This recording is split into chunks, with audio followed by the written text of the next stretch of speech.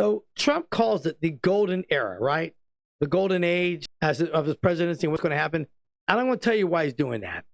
So the United States experienced a period of significant economic growth and industrialization in the early 1900s, often referred to as the Gilded Age, fueled by technological advancements, urbanization, and immigration. Here's a little more detail on that. Industrialization and growth. The period saw the rise of major industries like steel, oil, and railroads, leading to a boom in the manufacturing and urbanization. In other words, it led to a boom in cities getting developed. I don't know if you've ever watched any of those old series from the late 1800s after the Civil War and the railroads being developed.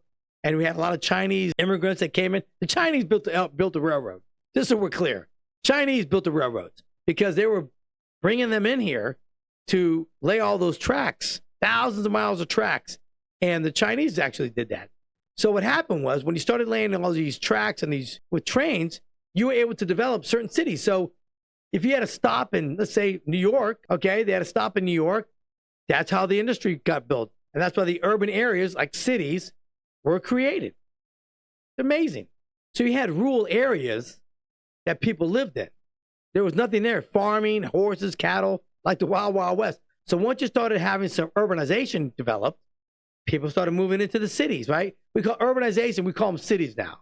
So like New York, Chicago, places like that started to boom during this early 1900 period.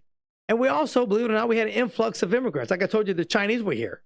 But we had an influx of immigrants that were coming in legally, coming through Ellis Island for the most part.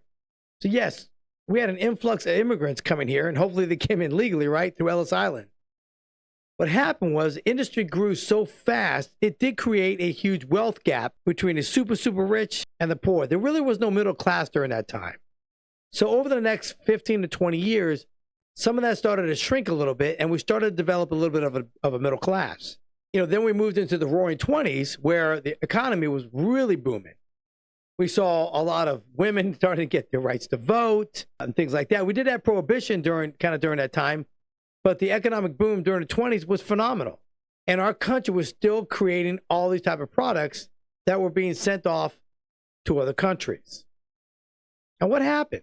It's sad that over the last 80 to 100 years, our country has lost sight of that.